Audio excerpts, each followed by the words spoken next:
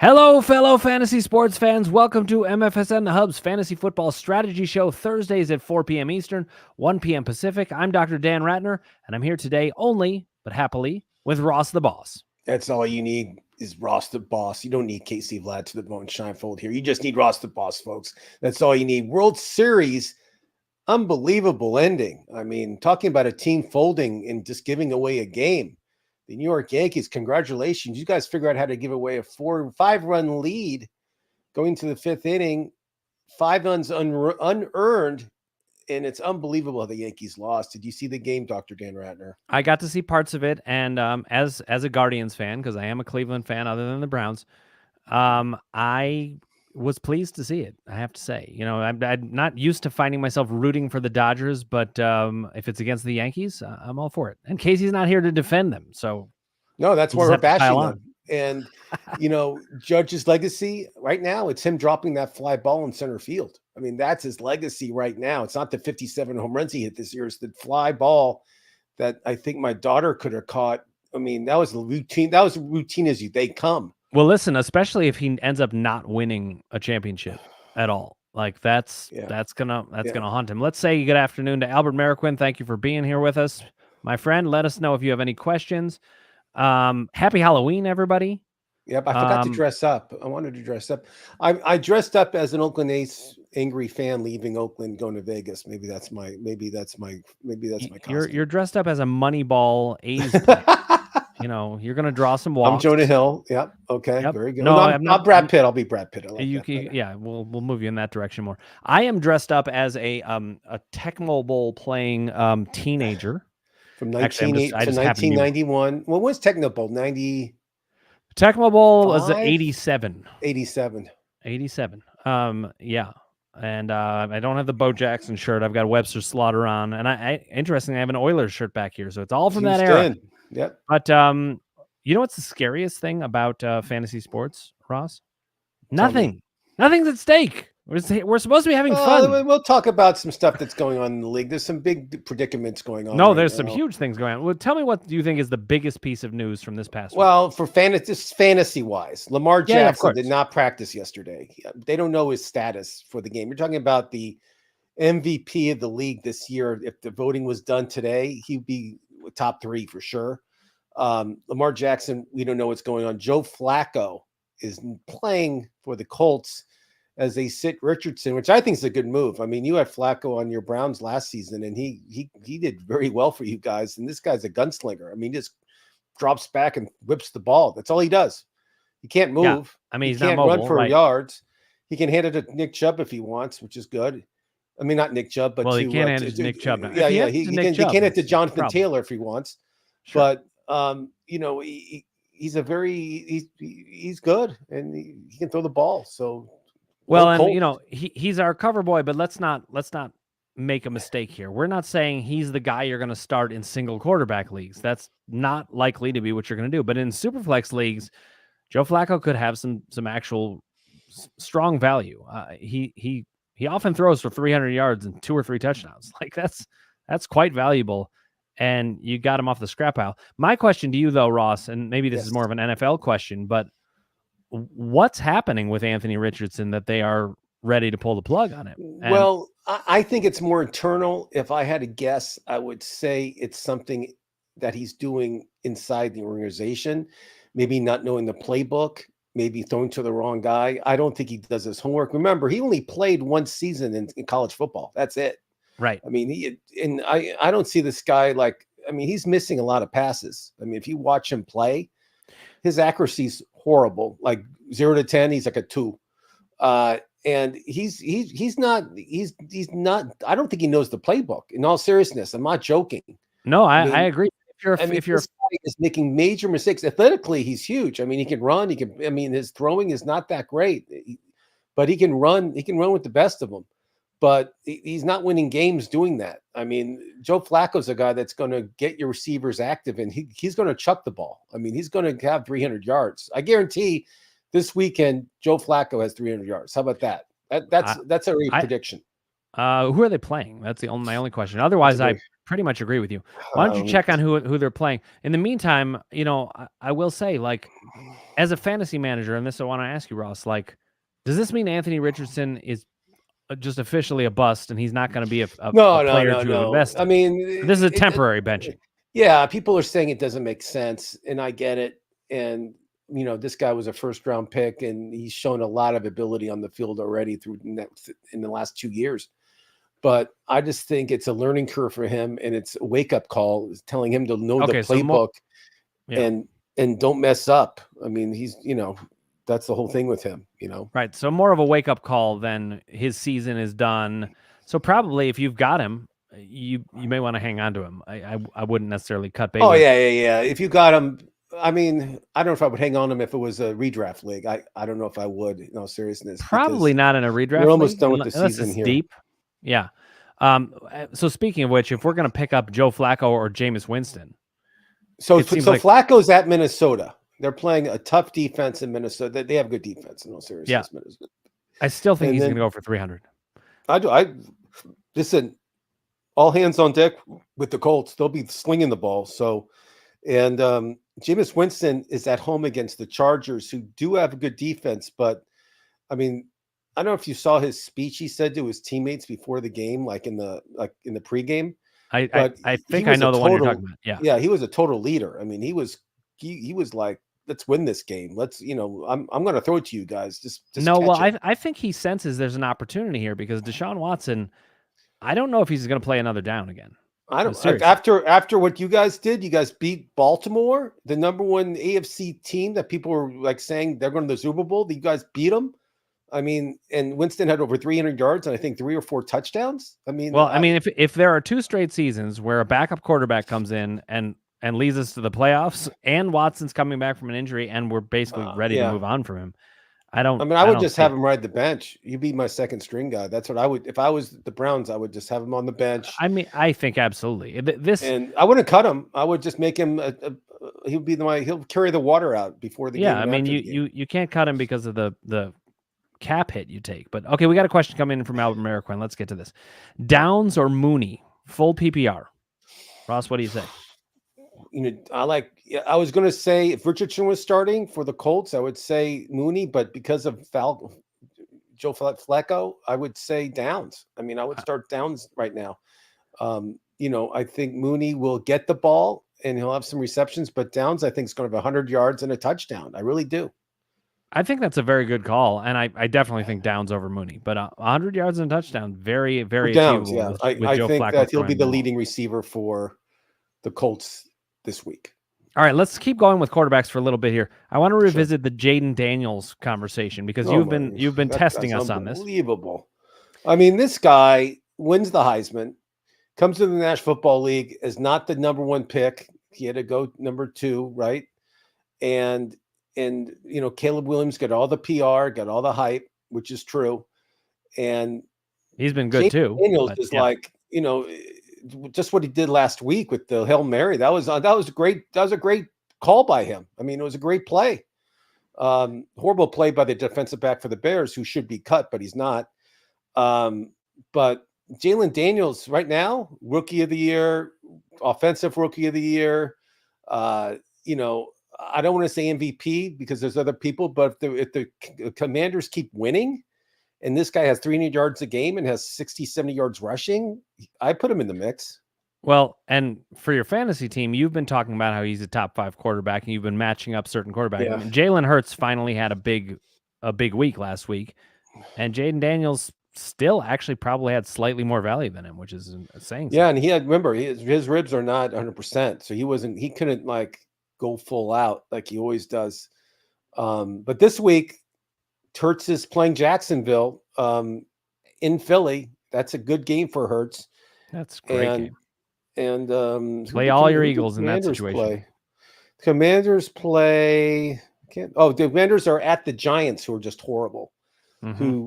Who I think he'll just run all over the Giants. He'll have a big game against both those guys. Will have good games. So there you go. All right, one more quarterback question, then we'll move on from quarterback for a bit, and we can always circle back to it. But what was your thought about Tua's return to the field? And not just for Tua, but in terms of the wide receivers he's throwing to. I mean, when Tua was not there, even Tyreek Hill was like almost completely unplayable for a while. Yeah, Hill did not have a touchdown. I mean, he didn't, but he had a he didn't have solid a enough touchdown. game. He had a solid game, but we always expect a touchdown out of Hill, even with Tua back. You got to give him a couple games under his belt before he's back to normal. The first game back is always a toughie. Tua this week is playing at Buffalo, which is a horrible game for Miami. Buffalo in November is not Miami Beach in October or November. It's a big difference between Miami and Buffalo in the fall. I think Buffalo to me is probably one of the best teams in the AFC. And if I had to pick a team to win the Super Bowl from the AFC, it'd be Buffalo over Kansas City right now.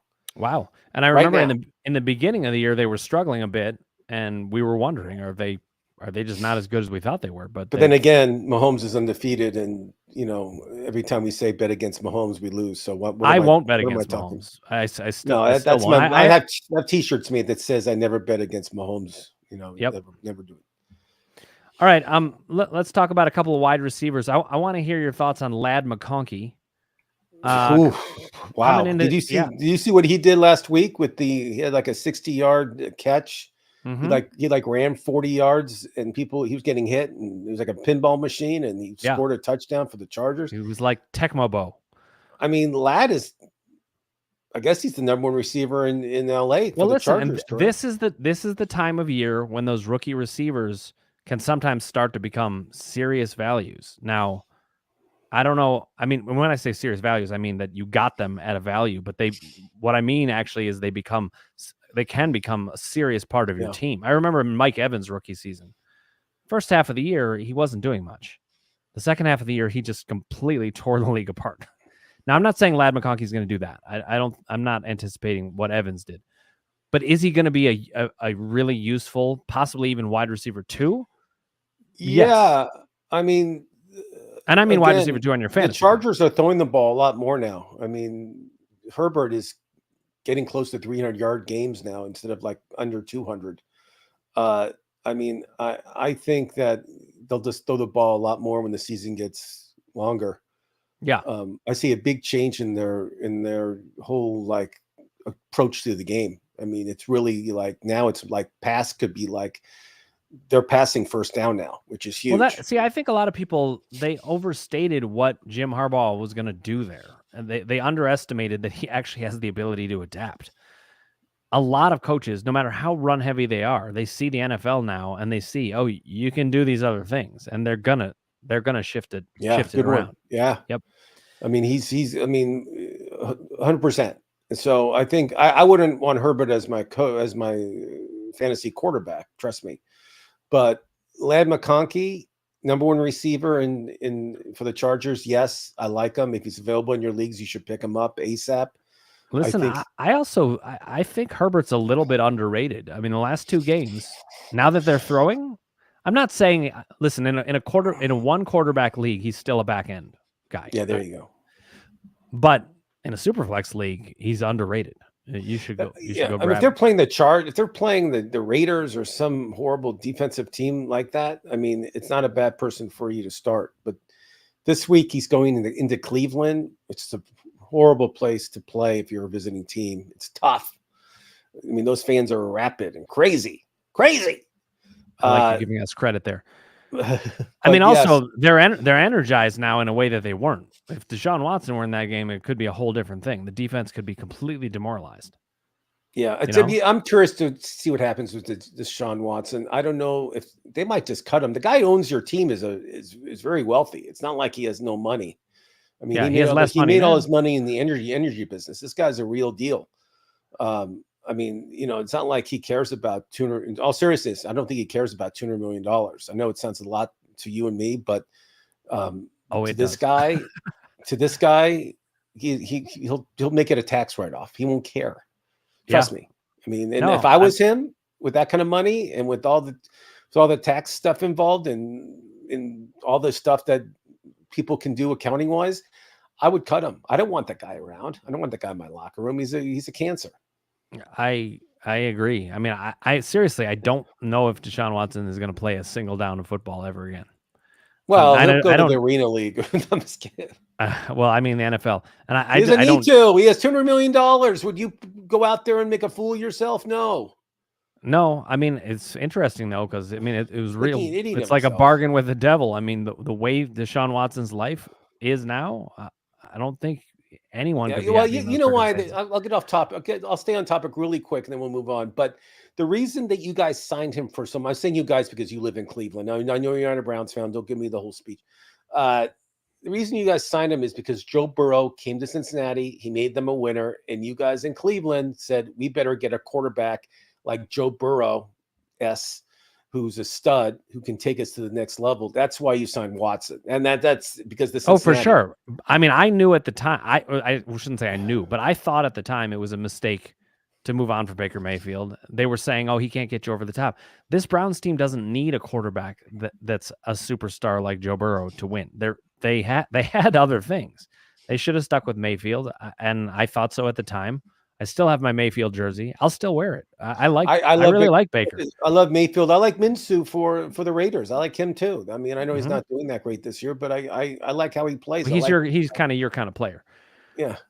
Let's talk about some running backs and their performance last week. And so I want to hear about Tyrone Tracy. He's in the concussion protocol right now, but he's supposedly moving through it quickly, thankfully.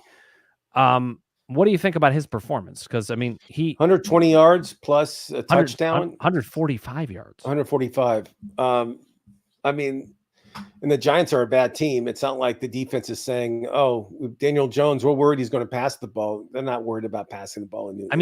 He averaged Ross. He averaged over 7 yards a carry.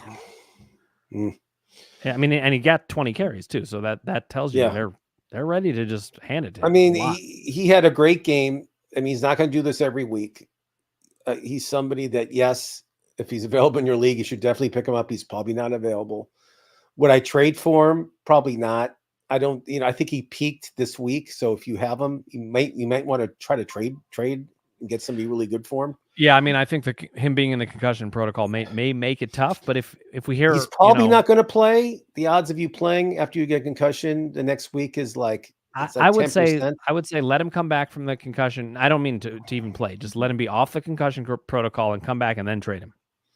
Albert Marquand talking about Deshaun Watson. The cap hit would be $172.77 million if they cut him before June 1st. Now, Ross, I do agree with you that as a tax write-off, they might not bat an eye at that. But what it does is it prevents you from using you got to wait till June 1st. Other things. So they're going to have to wait till June 1st no matter what. That's fine. We'll wait till June 1st. I mean, but what I don't understand is everybody says like, well, you can't just like have him on the bench. Just suspend him from the team. You just don't cut him. We can't suspend him without cause. You just can't say you're suspended. I mean, I think there is cause. I think he's what's the cause? I think he's completely undermining the team. I think it's detrimental to the team. Yeah, maybe that's not enough. Yeah, the lawyer would eat you up. That's like probably saying, true. And all these accusations about massages and all the massage stuff. Listen, okay, Ross, how about girls off? So all you have to do is sit him on the bench. He's going to start to do something. Just have him carry the water out. That's the most demeaning thing you can do to a football. And he'll end up getting suspended because he won't like it. Yeah. Real Tommy V says, "Hello, gentlemen. Hello, everyone. Good to see you, Real Tommy V. Let us know if you have any comments or questions." So this is a different question than Tyrone Tracy because James Cook is, a pretty established stud running back. But I assume at this point he is absolute must start. Is there any concerns about his durability? And are you holding shares in Ray Davis behind him? Yes. You worried about it? If you have James Cook, you better have Ray Davis. Cook is he'll get 80% of the carries. He'll get the ball. The only thing that's a turnoff on Cook is Allen likes to run. If it's short distance, Allen might run it in, and it may take a touchdown or two away from Cook. That's it. But Cook is definitely the man in Buffalo. He's definitely a top 10 fantasy running back this year. Let me ask you this. Would you rather have James Cook or Jahmyr Gibbs? I'd rather have Gibbs. Gibbs' ceiling is 20 times bigger. I mean, I think Gibbs' ceiling is higher, but I think it's not as far apart as you would think. I would rather have Gibbs also. But I'm just saying Cook is not that far behind Gibbs in a redraft league. Oh, yeah, totally. I mean, if somebody made an offer for Cook for Gibbs, I would say Gibbs by a little bit, but not by much. Yeah. Here's a name blast from the past for me. DeAndre Swift. What do we make of it? Good weeks, bad weeks. 1 week he'll have 150 yards and a touchdown. The next week he'll have 20 yards. So Chicago, actually, though, if you look at his track record, Russ, he had 3 bad weeks, and then he's been an absolute monster for 4 straight weeks. So the Bears are a strange team. They look great some games, and they looked awful some games. I can't figure them out. Their loss last week is devastating to a team. I'm curious to see what they do. But that was a tough loss. It was on the road, and Washington is underrated. It was coming after a bye, so I don't know if that plays to their advantage. But just to lose in the last play with a Hail Mary. I know, but that's listen, the nature of the play, sure, but that was Browns-esque. In fact, I remember. Swift for running back too. Yes, I think it's a good start. They play Arizona this week, which is their defense is not the greatest. So I think if you're a Swift owner, I think you definitely have to start him against Arizona. Do I think he'll keep it up for the next what he's been doing? No. Is he a must start? Yes. Yeah, and I mean it's funny coming from me because I was not a fan of drafting him last year. Accidentally, it was a trigger. I had to talk you off the ledge. I appreciate it. But I think he's pretty much here to stay as a back end. Back end running back 1 or high end running back 2. Yeah, I mean, definitely he'll be drafted in the top. He'll be a 4th or 5th rounder next year, maybe even 3rd round in fantasy football. Yeah, maybe even accidentally by me. We'll see. Yeah. What about Joe Mixon? Obviously, he's been great, but are you going to sell him or what are you going to do? I don't think you can. I think he's a touchdown a game. He plays tonight against the Jets. One of the things I will say is he'll have a touchdown a night. That's something you can bet on. He'll have at least 1 touchdown.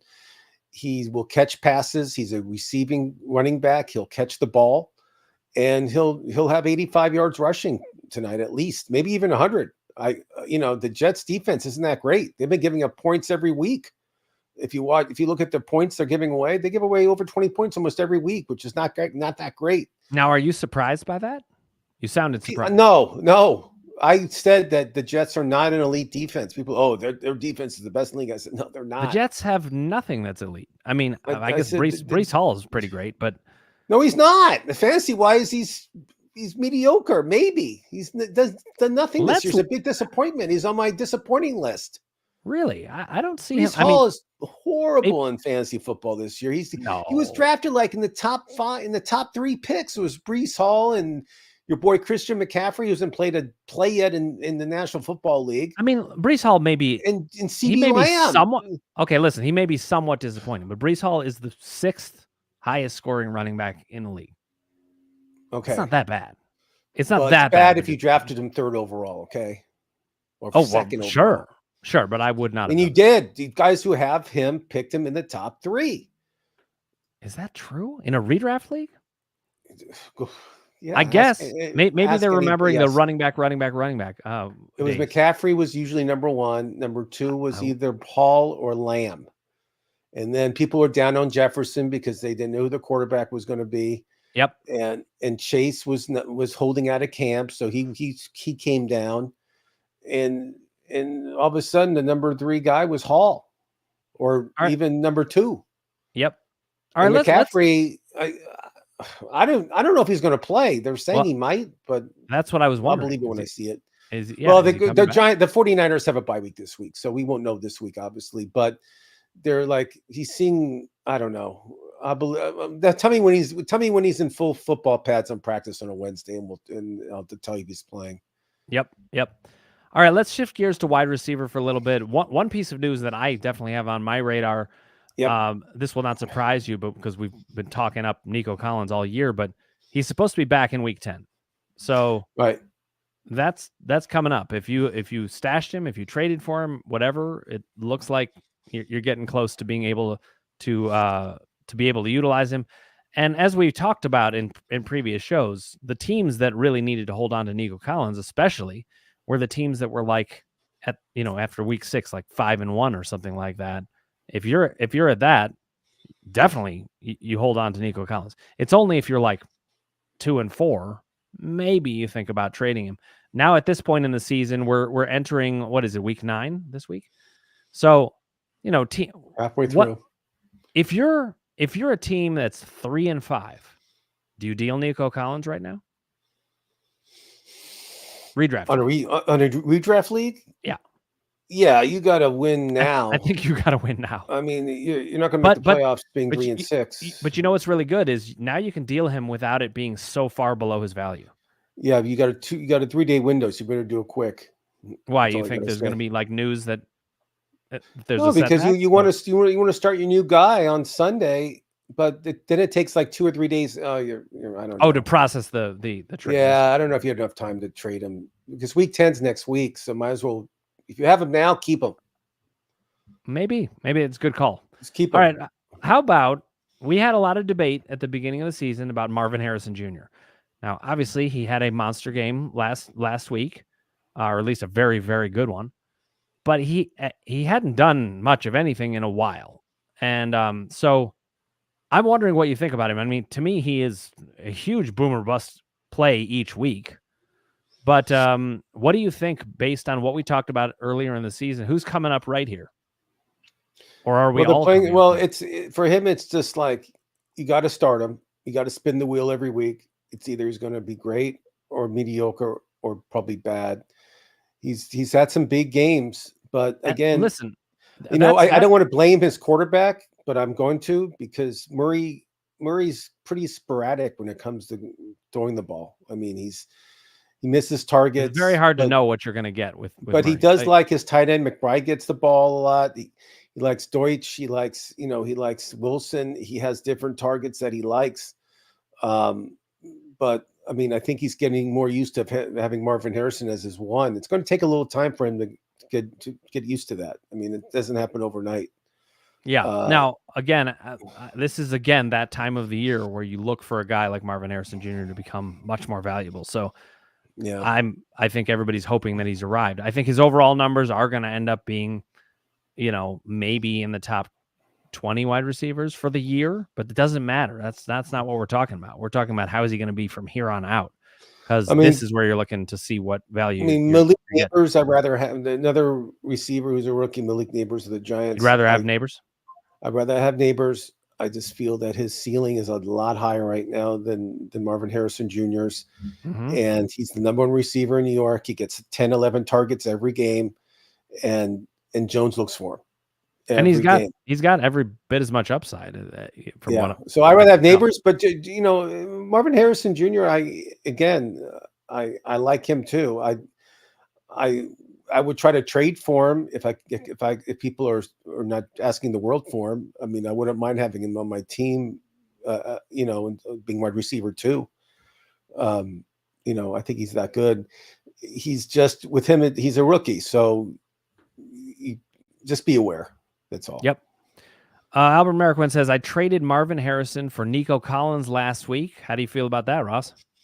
I like Nico Collins. I'm on Houston's. I like the Texans. I like Stroud. I like their team. I mean, it's great. They might have a problem tonight. I think Schultz will have a touchdown tonight. How about that prediction? I think Schultz will have a touchdown for Houston. And I think Aaron Rodgers will have a good game too. I bet Adams has a touchdown tonight too. How about that prediction? But yes, you did well. Nico Collins, I know he's not playing this week, but he'll be playing next week, like Dr. Dan said. And I think he's a 100-yard guy with a touchdown almost every week. I mean, every time I turn the TV on, he's like catching a bomb for 80 yards. If you have a chance, there's certain players who can be league winners. And Nico Collins certainly was looking like that before he got hurt. Yeah. Marvin Harrison Jr., I'm not saying he can't do this in the future, but right now he's not going to win leagues this year. No. I just don't see that happening. Nico Collins, I do see that. Real Time if he has a prediction. Xavier Hutchinson, big game tonight. What do you say? Oof. he'll have a couple receptions. He'll do okay. I mean, again, even with Nico Collins, out, it's kind of a crowded. I like Robert Woods for receptions. I think Robert Woods, who actually I play softball with his uncle, who I know pretty well. And when Robert Woods plays for the Rams, I actually met him a few times. I think Woods, who's a veteran wide receiver, I think he'll have a big game. The big game's going to come from Tank Dell. I mean, that's going to be the big receiver for Houston tonight. I mean, he's going to have 100 yards and a touchdown. I think Tank Dell's going to be huge, and I think Halloween night it's always a lot of passing going on Halloween night. I don't know, it's a lot of crazy stuff happens on Halloween night in the NFL. So we'll see what happens, but it should be a good game. I like Aaron Rodgers. I think he's in a must-win situation. So it'd be interesting what he does tonight. He's going to have a lot of passing yards. This actually does not relate to receiver, but I just thought of it. I can't remember if real-time AV, if you were one of these, but there were people on the show who were super into Zamir White coming into the season. And Ross, in one of our dynasty leagues, he just recently got cut from a dynasty league. So that tells you something. He has bottomed out. I just wanted to note that anybody who made that call, who is brave enough to say, I made that call and I was no, wrong. it was, it was, it was all over him, and he's not on today, but we'll give him a bad time when he comes back on. His Uncle Ted. Oh yes, he was going Uncle crazy. Ted was like, "Oh, this guy's the next big thing," and I was like, "No," I said, "He's not. He said like over 1,200 yards." Oh, it was like crazy predictions, and Uncle Ted again. Not a good call. Well, he's had some good calls and some bad calls, as have we all. Yeah. How about this? Cedric Tillman. So the Browns, they deal away Amari Cooper. What do you think of the value of Cedric Tillman moving forward for the season? Obviously, it's better with Watson. Yeah, I mean, he was my cover boy on Tuesday for waiver wire. He was my number one waiver wire choice. I mean, he is the number one receiver in Cleveland, and he'll have more touchdowns in the future. I mean, there's definitely Winston, and it definitely has a connection to him. Definitely. So let's say you missed out on him though, and you wanted to trade for him. What kind of player would you trade for him? Let's do a comparable player. Waddle, Higgins. You'd trade them for Tillman. I didn't say I would, but if I wanted Tillman that bad, those are the players I would have to trade to get him. Okay. I mean. But you wouldn't do it. That's a good question. There are some tough calls. It's like, I mean, the reason it's it's because it's a fair trade. I'm just saying, like, those are the type of players you're going to have to trade for to get them. Yeah, it's Tillman's always the going to be number hard. one receiver in Cleveland. And talking about Winston's going to have, this guy's going to just keep throwing. A lot. Yeah, yeah. I mean, they're a different team with him. I mean, I don't know if he hasn't played football in 2 years, and all of a sudden he's like relevant again. That's the Browns style, isn't it? Pick up a quarterback who hasn't played in 2 years. Pick up some guy that's sleeping on the couch. They did that with Watson. Then they did it with Flacco. Now they've done it with Winston. Yeah, it's unbelievable, and they just keep doing it. I mean, might as well bring back Vinny Testaverde and Brian Sipe. Yeah, Dan Fouts. Why not? Yeah. But it is true with Cedric Tillman. You've got to think about dealing guys like Garrett Wilson for him, and then how comfortable are you really doing that? Because if you pull the trigger on that and Tillman ends up bottoming out, you're going to feel not so great about it. How about Zay Flowers' performance? Let's do a little analysis of him. He's had 3 out of the last 4 games have been big games. Has he arrived? I think he's banged up. Let me see if he's playing. I like this reference. Real time AV says Bernie Kosar, my all-time favorite quarterback. Bernie Kosar, probably the slowest guy ever to play in the NFL. Zay Flowers is playing. They're playing Denver, who showed they can give up points last week. But Zay Flowers, he's one of the favorite targets for Jackson. But who did Cleveland? They just traded for somebody. Who did they get? They just got another receiver last week. Who was it? Baltimore. Baltimore did. Yeah, they just got another receiver that's going to take some throws away from Flowers. I'm surprised I was not aware of that. I'll have to look up who that is. Ravens wide receiver trade. Who is it? Deontay Johnson. Deontay Johnson from Carolina. Yeah, sure. That is a big deal for that's huge for Zay Flowers' value. So that makes me worried. Crowded receivers. Bateman's having a good year too, so you got to think about him. And Andrews is starting to catch touchdowns. So that's another guy Now So let's you got like 4 or 5 receivers that you got to worry about, and then it's and again you have Derrick Henry, who's the leading rusher in the NFL, so he's going to get the ball, and you got Lamar Jackson who runs for 100 yards a game. Like, so that's what I'm thinking, Ross. I mean, Zay Flowers has looked great 3 out of the last 4 games, really, really great. But is the opportunity always going to be there? I don't know. It's hard to trust Ravens after receiver. Getting Deion, getting Johnson and Andrews is starting to catch touchdowns when he was shut out the first part of the season. Mm-hmm. So again, I would just take a pass on all those receivers in Cleveland. In Baltimore. I usually do. Now I want to jump back to the first question we had this afternoon was Downs or Mooney full PPR. I just want to make one point. It's a really underrated. A lot of people who are experienced players will know this, but some people may not be thinking about it this way. You want to look at the targets. Darnell Mooney had a really, really nice week last week, but he had 4 catches. He had 6 targets. That's not terrible, but he's had 8 or below in targets for, the entire season. And that's pretty much what he's done all along. So I would be looking more at the targets that people had. Josh Downs only caught 4 passes last week, but do you know how many targets he had? 13. 13. Yeah. That's a lot of targets. And meanwhile, he's had 9 in 3 other games. So no, I agree. That's such an important stat is targets. And I don't know if people that really play important. watch This is why I didn't buy Alec Pierce for a single second. I was like, that's great that he's having 3 catches on 3 targets for 100 yards and a touchdown. He did that like 3 different games. Yeah. I'm just not going to buy it. He's not getting the ball enough. It's not consistent enough. Now, how about Khalil Shakir? Is he the real deal? Has he arrived as a wide receiver 1? Do we still need more time to see about Amari Cooper? Yeah, no on receiver 1, but yes, he is a target guy for Allen. He loves throwing to this guy. And yes, but is he a guy that I trust to get the ball every week? No. But I do like him. Cooper really is not in the mix quite yet in Buffalo. But who is the rookie Neon? What's his name? Keon Coleman.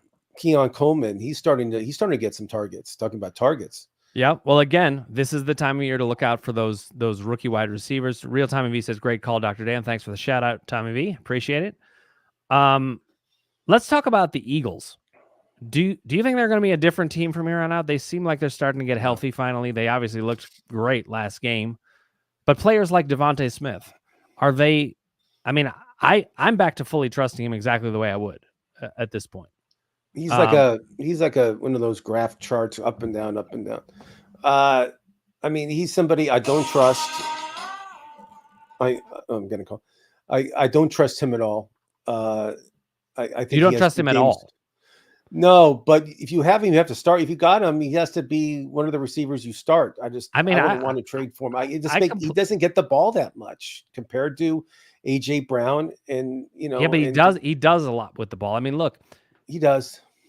He basically, he had 1 really bad game, 2 targets, 1 reception, -2 yards. That's horrendous. That's the only game that he's played that he's been really bad. Because the other game he didn't play. Yeah. And all the other games he got 64 yards was the lowest yardage total. Now, granted, it was all between 64 and 85. He's also gotten 3 touchdowns. So I think he's a very good overall value. Is he a wide receiver 1? No. Is he a very good wide receiver 2? I think yes. Especially if you've got the stack. I love the stack. Yeah. I think AJ Brown's the guy you want. Devontae Smith, 2 weeks ago, he had 0 catches. So there you go. Let's talk a little bit about tight end. One of the main storylines that I'm watching is TJ Hawkinson. What do you expect from him coming back? I don't know. I had him in a couple leagues injury reserve, and now he's off injury reserve. He has a Q next to his name, which means he's questionable. Which means I have to give him a roster spot, which I did in a couple leagues, but a couple leagues I cut him. No, it's funny. He's actually less appealing now that he's back. Well, because you have to use a roster spot. Right, and exactly. I don't know when this guy's coming back. And, and we don't know how he's going to be. And the Vikings are like saying, well, we don't know. I mean, we want to play him, but we're afraid, and he wants to play. I mean, he's practicing. He might play this week. We'll find out Friday. Maybe that'll be one of the breaking news that he'll be playing. Like you said, I mean, there's not many weeks left in the regular season for fantasy football. So how relevant is he? How much does he matter? We're in week 9. I mean, I should cut him. You're right. I should cut him. Well, that's the funny thing. I mean, first of all, you don't keep 2 tight ends anyway. I mean, no, but see, that's the funny thing. I can guarantee you it's probably happened for probably the majority of redraft leagues where people held TJ Hockenson. They're going to hold him until he comes back and then cut him. But it makes sense because when he's not taking up a roster spot, he's a talent worth keeping on your team. When he is taking up a roster spot and you're not sure what you're going to get, probably not. Except tight end has been so bad this year that I think maybe you. Well, it was National Tight End Week last week, and if you noticed all the touchdowns and all the great games that tight ends did have, it was pretty shocking. Like all the touchdowns. There were a lot of tight ends. Kelsey had a touchdown. McBride had a touchdown. Kate Otten had 2 touchdowns. Kyle Pitts had 2 touchdowns. Kyle Pitts had a touchdown. Laporta had a touchdown. Kincaid had a touchdown. Kraft had a touchdown. You Andrews get a car. had a touchdown. It's like, it's unbelievable how many touchdowns for now. I never knew that was a day, but National Tight End Day. I thought they were talking about me, but they're not. That's a joke, Dan. No, not really. But yeah, I mean, it was just odd. All the tight ends having big days. So, it's just if you take away last week, yes, you're right. I mean, Kelsey caught his first touchdown of the year last week. I mean, and well, not only that, but he had 10 receptions and 90 yards. So on 12 targets. So yeah. And no Taylor Swift sighting at the game. Maybe that's a sign. Maybe she doesn't come to the game. I think he does better. I mean, it makes sense to me. He'd be less distracted. He's got to find a way to just focus, I think. But I'm not saying he's not focused. I don't know what's going on. But the Chiefs are in this funny position, which we've talked about before, which is like they're almost on autopilot. They're just waiting to get they're waiting to get to the playoffs. With all their injuries and everything else, they're still in. I mean, Andy Reid is. I mean, I'll say it, and you can quote me on this. I mean, he's a genius. This guy, he really is. I mean. He's a mastermind of winning games, and Mahomes is not like a top 5 fantasy player right now. He's not in my top 5 list of fantasy quarterbacks this year. I mean, I would pick 5 guys above him. How about that? I mean, it's the coaching. I mean, his running backs out of the game. One of his receivers is out. I mean, they have all these injuries and they keep winning. It's unbelievable what's going on in Kansas City, and with their tough schedule also, they keep winning and winning and winning. They beat San Francisco. They beat this team every week. Yep. All right. How about in Tampa Bay? Kate Otten, you mentioned, had 2 touchdowns. Yeah. How for real is he for the not? I'm going to ask you 2 different questions. One for the rest of the season, but also just next week. Because they're playing Kansas City. Kansas City has been getting torched by tight ends. Speaking of Kansas City, is Kate Otten worth like a flex play this week? Because I would, yeah. I mean, they have their wide receivers are devastated. No, Evans isn't playing, and Godwin's out for the year. Right. So Otten becomes a big time target. So Otten is the guy that Mayfield trusts the most out of everybody right now. Except maybe Rashad White gets the ball out of the backfield. Well, that's what I was going to say is everyone was asking, like, do we want, I think Casey actually asked it on the show, do we really want any of the Tampa Bay running backs? It's become very clear that Sean Tucker's the third wheel, and those other 2 guys are going to be valuable the whole time, especially because they both catch passes.